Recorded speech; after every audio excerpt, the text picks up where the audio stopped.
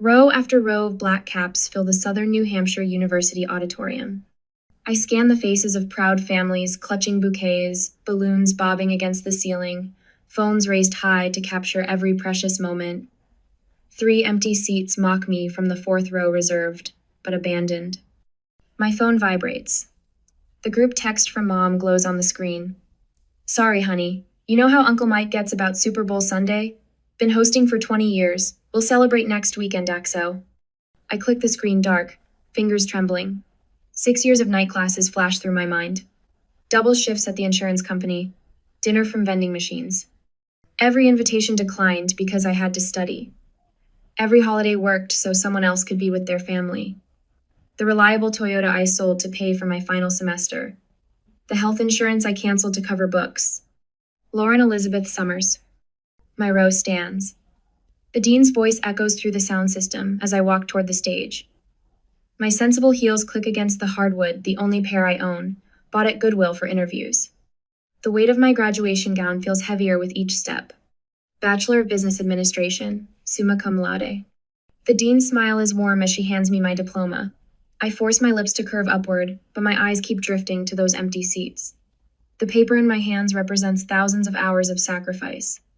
Endless nights hunched over textbooks while my family hosted neighborhood parties downstairs, telling me to study in my room because you're the one who wanted this degree so badly. My chest tightens as I return to my seat. The ceremony continues, but I barely register the remaining names. My phone buzzes again. Dad this time. We'll catch the next one. The next one. Like, I'm going to spend another 6 years earning another degree just so they can skip that graduation too. Just like they skipped my community college graduation 3 years ago. Car trouble, they said. But Facebook showed them at my brother Jack's Super Bowl party, Mom proudly displaying her 7-layer dip, Dad wearing his lucky jersey. The same brother who borrowed $3,000 for rent last year.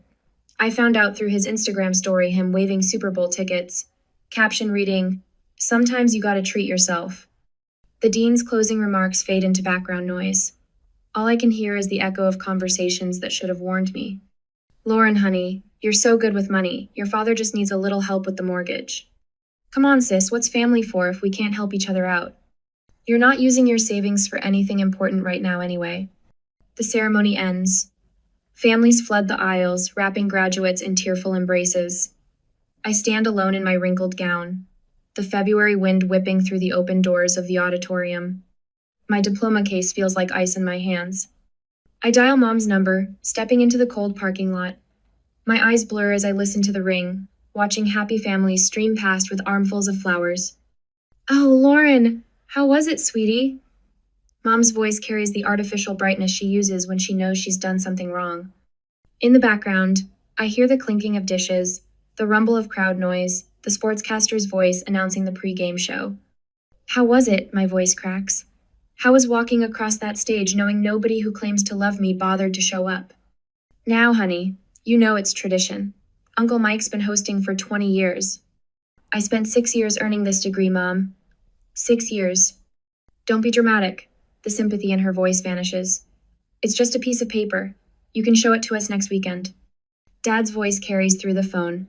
Tell her we'll catch the next one. The next one. Like this moment could ever be recreated. Like 6 years of my life meant nothing more than a minor scheduling conflict. I stand in the February cold, tears freezing on my cheeks, and finally see the truth I've been avoiding. They never saw me. They only saw what I could do for them. The reliable daughter. The human ATM. The one who would sacrifice everything to keep them happy while they gave nothing in return. My fingers move across the phone screen, pulling up the airline app I downloaded months ago but never had the courage to use. A one-way ticket to Colorado appears. The Vail Mountain Lodge spa package I've dreamed about but always dismissed as selfish. One click. My first truly selfish act in years. The confirmation email arrives as I walk to my car, diploma clutched against my chest like a shield. Behind me, the last families exit the auditorium, their laughter and celebration fading into the winter air. Would you have forgiven your family for missing the biggest day of your life? I already know my answer. With these thoughts, I went home and started preparing for my upcoming trip. Now, a week later, the hot stones trace a path along my spine, each point of warmth melting 6 years of tension. My first real massage. A gift to myself that would have bought 3 textbooks last semester. My phone vibrates against the wooden table beside me. Again. The 13th time in 2 hours. Would you like me to put that in airplane mode for you? The masseuse's voice floats through lavender-scented air. Her hands never stop their gentle pressure. No, the word catches in my throat. I need to know. Need to know what fresh disaster my family creates while I hide in this mountain sanctuary. Need to see how they spin my disappearance. Need proof I made the right choice. The stones shift to my shoulders. My phone buzzes again. Tara's text breaks through the barrage of family messages. Check Facebook when you can. You need to see this. The massage ends too soon.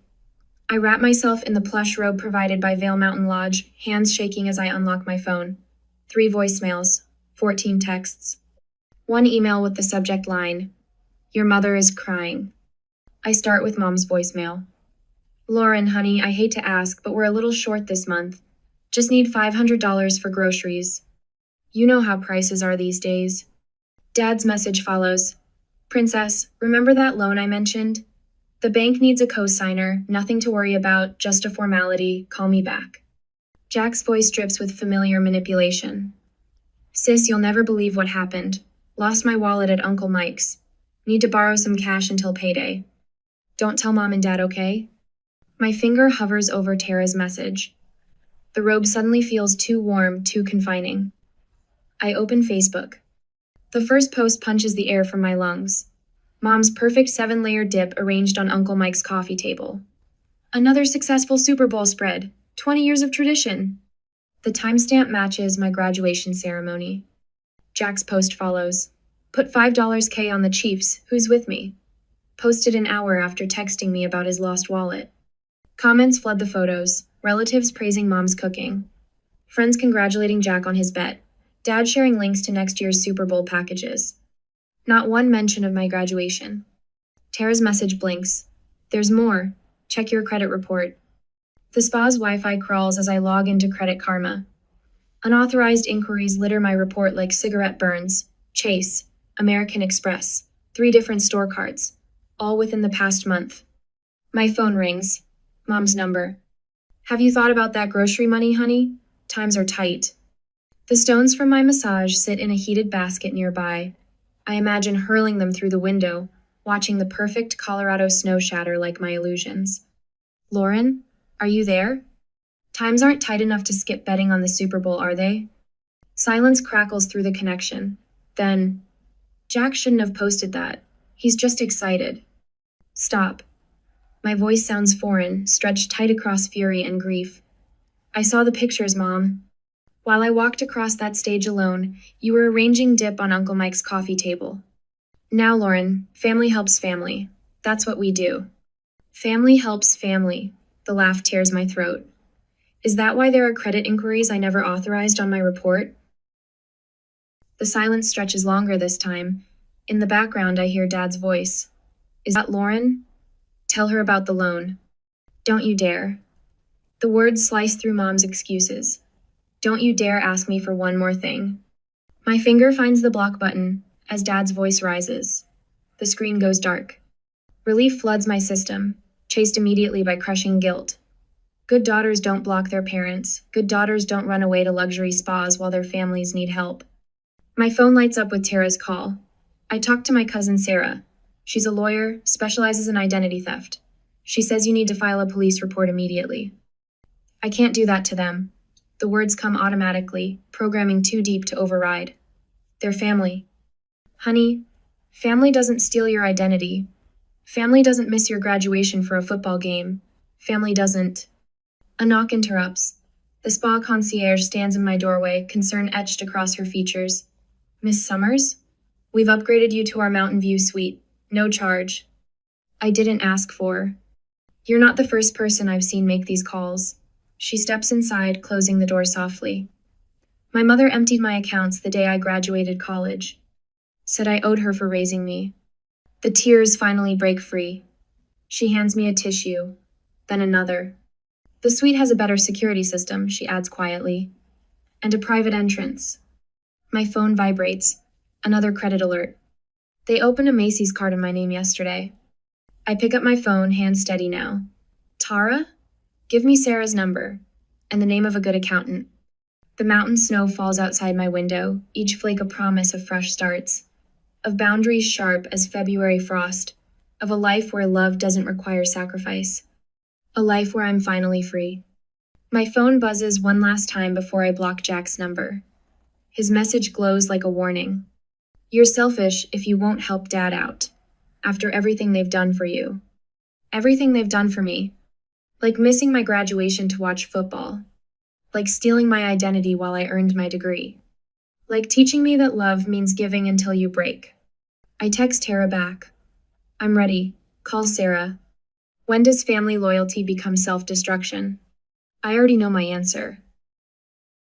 After the vacation was over, I came back to my apartment, met with Sarah and Tara, and prepared the necessary documents to fight my family. They need to learn boundaries once and for all. A whole month has passed that way.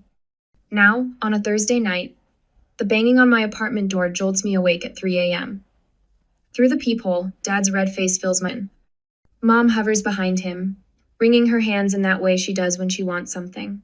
Jack leans against the hallway wall, arms crossed, watching the show. I step back from the door, phone already in hand. The landlord's number rings twice. Miss Thompson?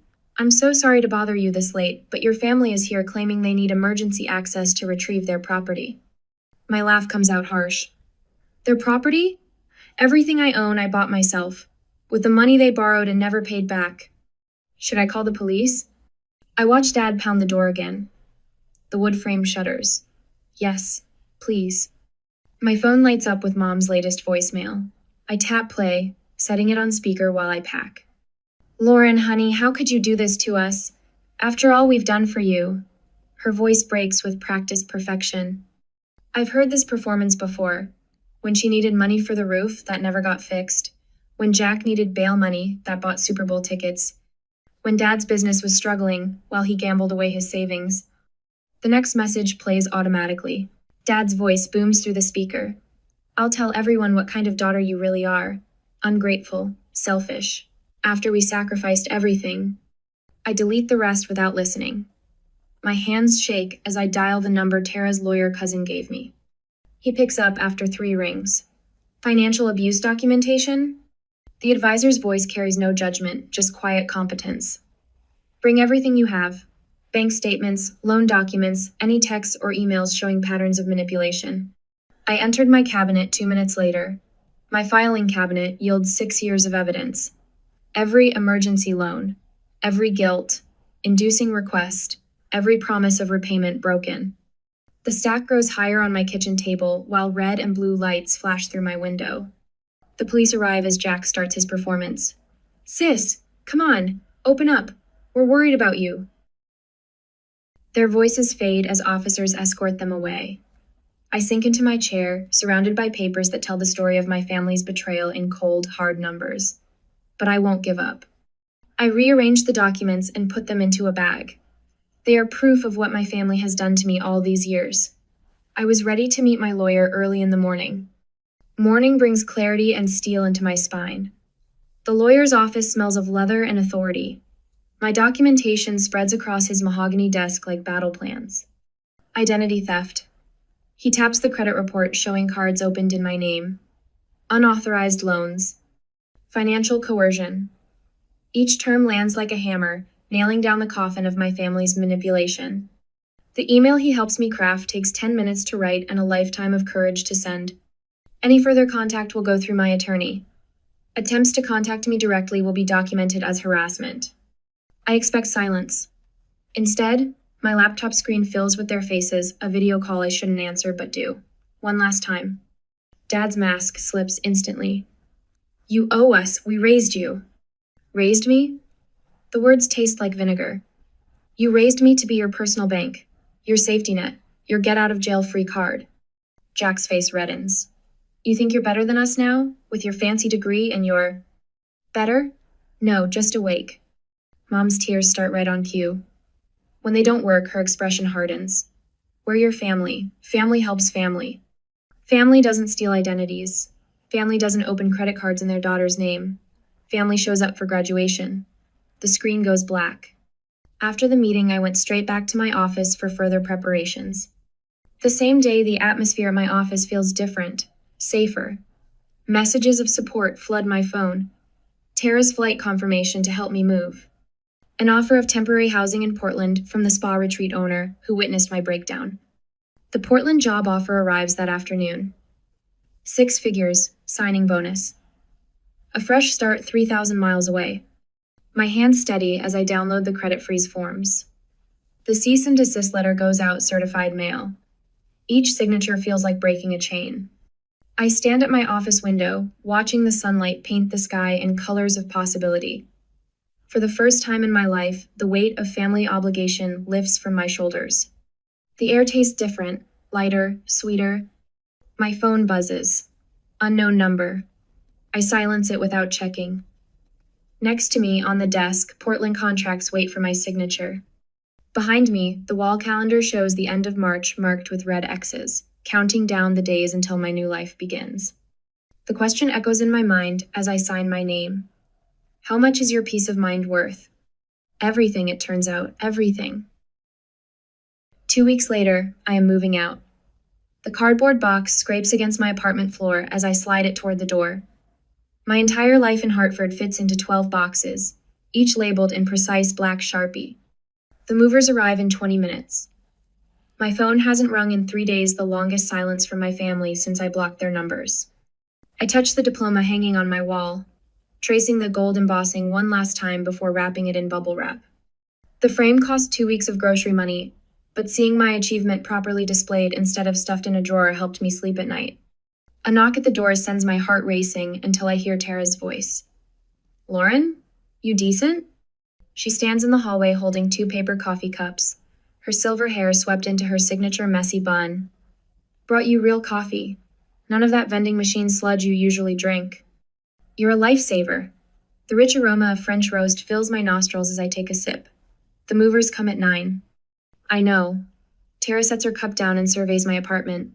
You really did it. You're really leaving. Portland's waiting.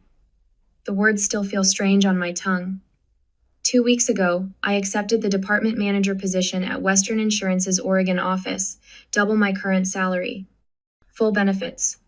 A signing bonus that covered first and last month's rent on a downtown apartment. My phone buzzes. Another email from Dad's lawyer demanding a response to their reasonable request for family reconciliation. I delete it without reading. They hired a private investigator, Tara says, watching my face. Jackie from accounting saw him asking questions in the break room yesterday. A laugh bubbles up from my chest, surprising us both. Let them waste their money. By tonight I'll be gone. The movers arrive exactly on time. I watch them load my life into their truck, each box a brick in the wall I'm building between my past and future. My neighbor Mrs. Chen waves from her balcony. She thinks I'm moving for a promotion. She doesn't know about the cease and desist letter in my desk drawer, or the police report documenting years of financial abuse. My LinkedIn post about graduating despite family sabotage went viral last week. 300,000 views, thousands of comments from other survivors, job offers from across the country. Dad's gambling debts exposed in the comments when his bookie's wife recognized our story. Brother Jack's embezzlement from Uncle Mike's construction company revealed by a former employee. The professional community that ignored my family's social media smear campaign embraced me instead. Women in finance, corporate mentors, survivors of financial abuse who recognized their own stories in mine. Thoughts take me to my new apartment in Portland, waiting above the city lights, secured through my future coworker Amanda's real estate connections. The women's professional network there already added me to their leadership committee. My therapist connected me with a support group that meets Tuesday nights. Miss Summers, the head mover, brought me back to reality. He holds out a clipboard. Just need your signature here. I sign my name with steady hands.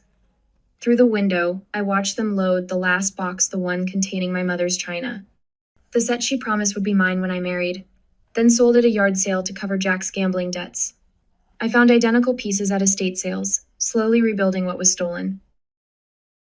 My phone lights up with a text from Amanda in Portland. Office is ready. Team can't wait to meet you Monday. The promotion blindsided my family. Department manager at 30. The position Dad always claimed I'd never qualify for without his connections. The job Jack expected would be his once he put in his time. Tara helps me do one final sweep of the apartment. Under the sink, I find Jack's old baseball trophy, one he threw at my door the night I refused to co-sign his car loan. The glass vase shattered, leaving the golden player eternally pitching to no one. Want to keep it? Tara asks. I drop it in the trash. The hollow thunk echoes through the empty apartment. My phone buzzes again. Uncle Mike's name appears the first family member to contact me directly since the restraining order. Lauren. His voice sounds older than I remember. I saw your post, about graduation day, about the Super Bowl. Uncle Mike. 20 years I hosted that party. 20 years your father used my house to place bets with his bookie buddies. Your brother stealing from my company to cover his losses. He pauses. I'm shutting down the party. Permanently. And I'm pressing charges against Jack.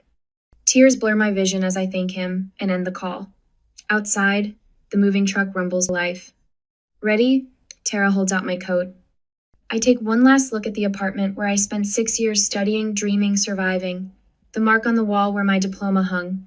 The window where I watched so many sunrises, cramming for exams. I'm ready. The door clicks shut behind us.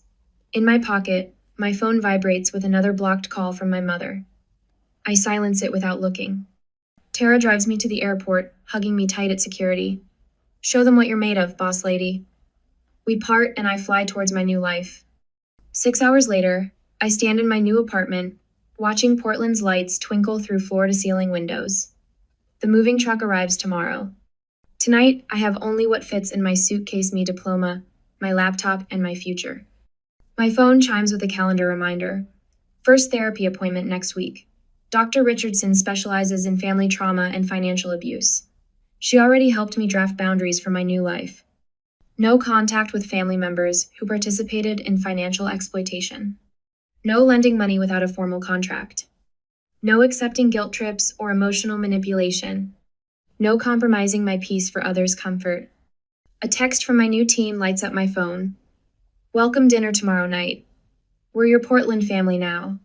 Family. The word sits differently in my chest now. Lighter. Chosen instead of inherited. Built on respect instead of obligation. I unzip my suitcase and pull out my diploma. Tomorrow I'll hang it in my office, where everyone can see it, where no one will question my right to display it. Where success isn't a betrayal, and ambition isn't a sin.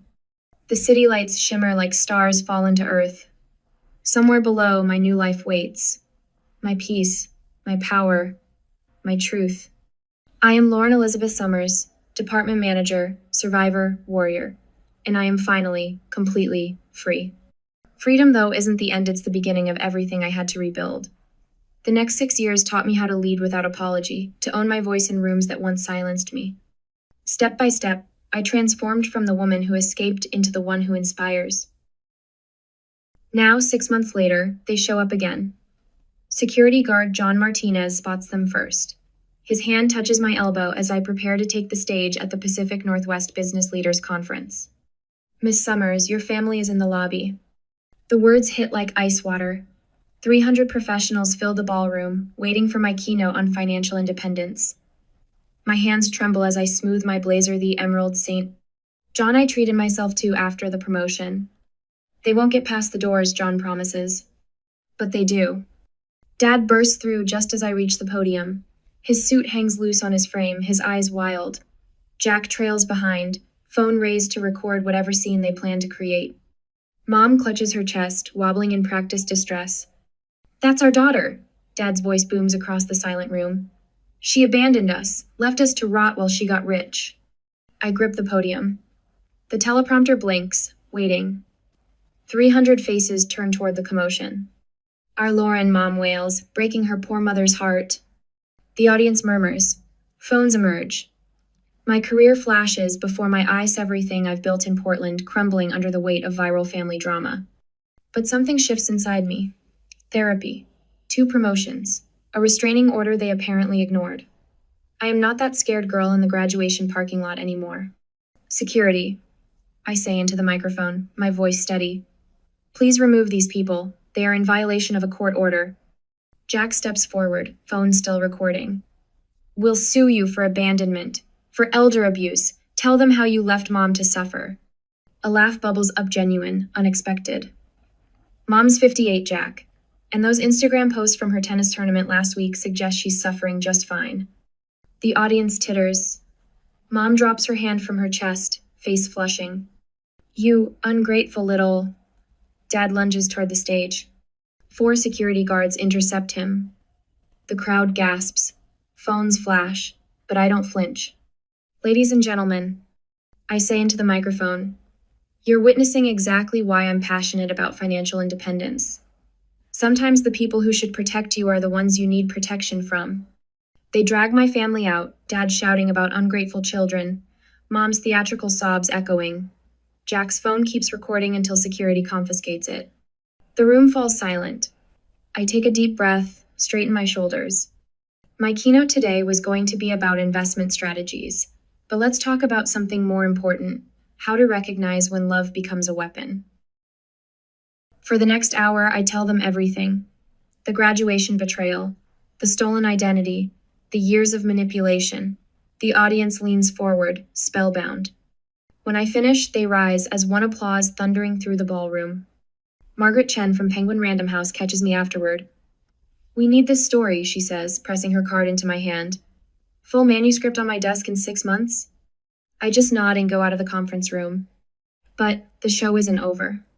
That moment, Dad's latest attorney has fourth fidgets in the lobby. Miss Summers, perhaps we could discuss a settlement? I open my briefcase and show him my documents. Perhaps we should discuss the credit cards opened in my name, fraudulent loan applications, social security number theft. Color drains from the attorney's face as I lay out document after document. 6 years of evidence, bank statements, credit reports, forged signatures. I'll need to consult with my clients, he stammers. No need. A new voice joins us. Detective Sandra Morris holds up a warrant. Robert and Jack Summers, you're under arrest for identity theft and wire fraud. They lead my father and brother away in handcuffs. Mom crumples onto a bench, her performance finally reaching its finale. Lauren, please, she whispers. They didn't mean it. We can still be a family. I study her face, the familiar lines, the manipulation behind her tears. For the first time, I feel nothing but pity. We stopped being a family the day you chose Super Bowl Sunday over my graduation. I just took time to accept it. My mother says nothing, follows them to the police while I go home to prepare for endless meetings and documents for the new clients. A whole week passes in a rash. However, the following Friday afternoon, I will meet my family in the courtroom. The judge will see you now, my lawyer announces. Inside the courtroom, justice arrives in black and white. The restraining order becomes permanent.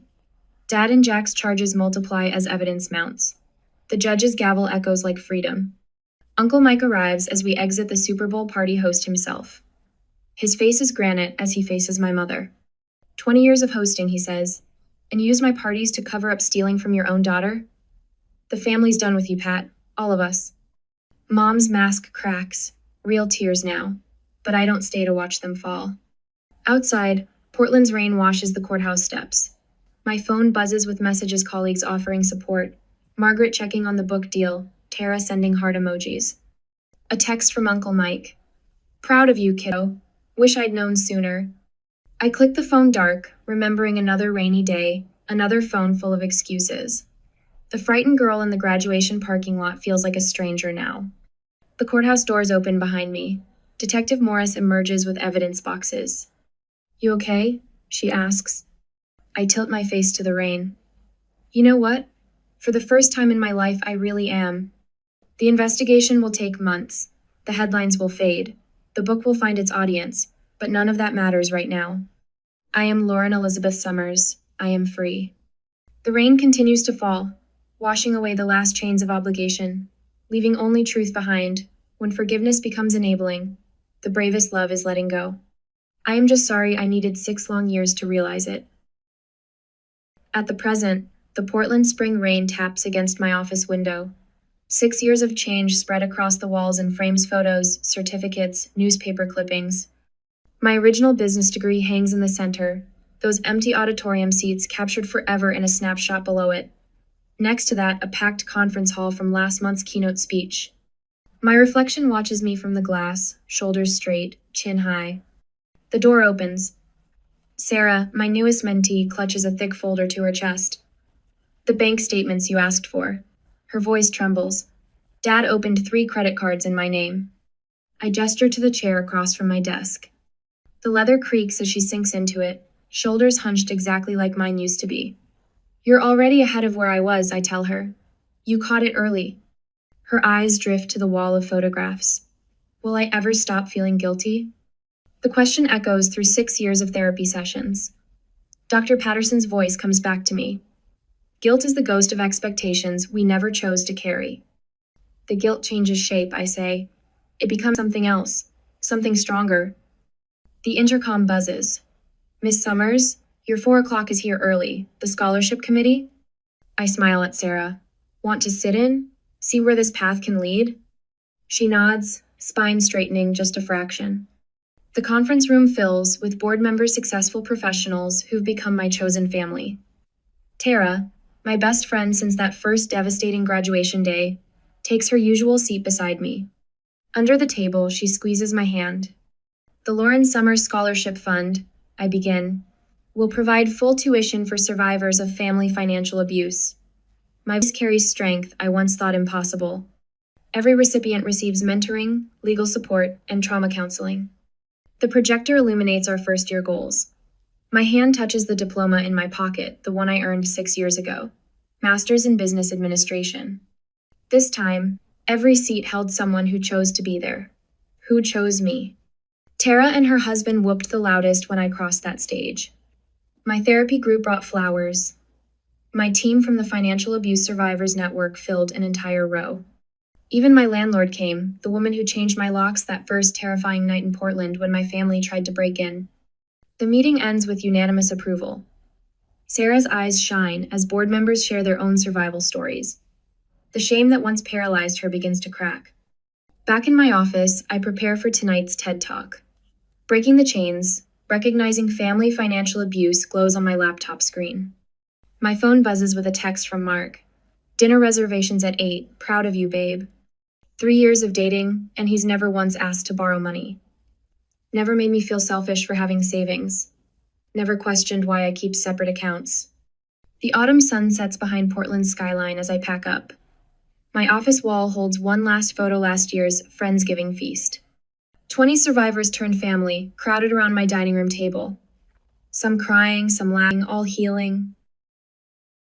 My therapy journal sits open on the desk. Today's entry reads, "Peace isn't the absence of conflict, it's the presence of choices." The elevator carries me down to the lobby where Mark waits. His smile reaches his eyes the first thing I noticed about him. No hidden agenda. No manipulation. Ready for your big night? He offers his arm. I think of that frozen February morning, standing alone in a parking lot with my first diploma, of Uncle Mike's Super Bowl party that my family chose over my graduation, of my brother's stolen money and my father's gambling debts. I nodded and smiled, and we went to the parking lot. He drove to the event. An hour later, the stage lights warm my face as I take the microphone. 3,000 people lean forward in their seats. My chosen family scattered throughout the crowd, tissues ready. The best revenge, I begin, is a life well lived. But the greatest victory, that's helping others live well too. The words flow without rehearsal. I tell them about empty seats and broken promises, about the weight of expectations and the freedom of boundaries, about building a family from scratch, based on respect instead of blood. In the front row, Sarah sits straighter than I've ever seen her. Behind her, dozens of survivors I've mentored. Their faces reflect back the strength they found within themselves. My hand touches the diploma in my blazer pocket. Not the old one, the new one. The one earned in an auditorium full of love.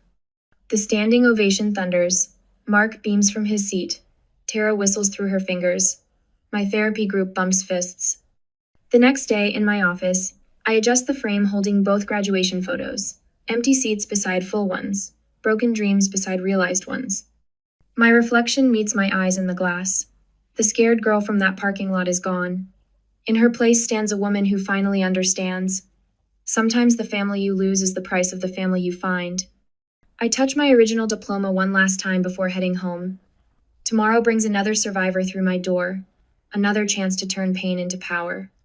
My phone lights up with a text from Sarah. Thank you for showing me what's possible. I smile, typing back 4 words that took me years to learn. You were always possible.